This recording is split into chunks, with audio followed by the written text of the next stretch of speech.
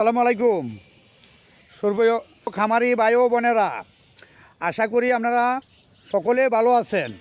আমিও আল্লাহর অশেষ রহমতে ভালো আছি।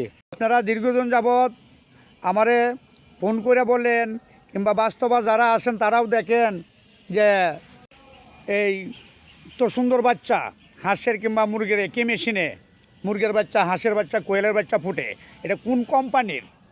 তখন আমাদের যে মেশিনটা এটা হলো শাটেলিং ইনকিউবেটর কোম্পানি। আপনারা যাচাই করে দেখতে পারেন। সারা বাংলাদেশে সুনামধন্য ব্যবসায়ী কিংবা কোম্পানি থাকলে এটাই আছে। দর্শকের উদ্দেশ্যে একটা কথা না বললেই নয়, আমি হ্যাচারি করার আগে বাংলাদেশের 3টি জেলা থেকে 3টি ইনকিউবেটর ক্রয় করি। আশানুরূপ ফলাফল না পাইয়ে হ্যাচারি বন্ধ করার মতো অবস্থা হইয়া দাঁড়ায়।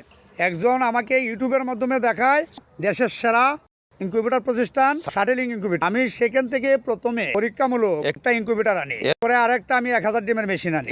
দেখি এই দুইটা মেশিনের রেজাল্ট ভালো পাওয়ার পরে দেওয়া আরেকটা মেশিন আনছি আমি 84,000 ডিমের। দেখতে পাচ্ছেন আমাদের সামনে চারদিকে তাকাইলে বোঝা যাচ্ছে ওটার ভারমান। এখন আমরা দেখাইতে যাচ্ছি টাইগার মুরগির বাচ্চা। দিকে তাকাইলেই ফুটার ফার মান কোয়ালিটি আলহামদুলিল্লাহ।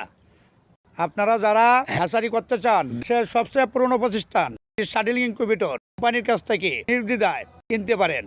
দেখতে পাচ্ছেন দর্শক, বাচ্চাগুলা ফুটবলের মতো নুডুস। আপনাদের জন্য এই ভিডিওগুলো আমি সংগ্রহ করেছি, আপনাদের অনুরোধগুলো আমি রাখতে পারি। দেখতে পাচ্ছেন দর্শক, দূরের দিকে তাকান, বাচ্চাগুলো ফুলের মতো ফুটে আছে, কি সুন্দর দেখেন। অনেক দিনে আপনাদের রিকোয়েস্ট আমি রাখতে পারে নিজেকে ধন্য মনে করছি। আপনাদের কারো যদি ভালো মানের ইনকিউবেটর প্রয়োজন হয়, এই জন্য স্ক্রিনে শাটেলিং ইনকিউবেটর কোম্পানির মোবাইল নাম্বারটি সংযুক্ত করে দিলাম, যাতে আপনারা ভালো মানের ইনকিউবেটর ক্রয় করে আপনাদের ফ্যাসিলিটি পরিচালনা করতে পারেন। দেখতে পাচ্ছেন এটা হচ্ছে ওনাদের ইনকিউবেটর প্রতিষ্ঠান। এখানে 160 ডিম ধারণ ক্ষমতা থেকে ওনারা লক্ষ লক্ষ ডিমের ইনকিউবেটর করে থাকেন।